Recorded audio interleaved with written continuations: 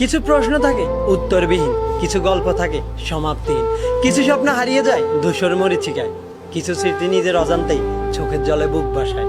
কিছু স্মৃতি কখনোই পুরনো হয় না, কিছু মানুষকে চাইলেই বলা যায় না। জীবনের ডায়েরি থেকে মানুষগুলো হারিয়ে যায়, কিন্তু তাদের স্মৃতিগুলো ঠিকই রেখে যায়। আর সেই স্মৃতিগুলো সারা জীবন কুকড়ে কুকড়ে কাঁদায়। সবাই বলে অতীত ভুলে যাও, কিন্তু চাইলেই কি অতীত বলা যায়?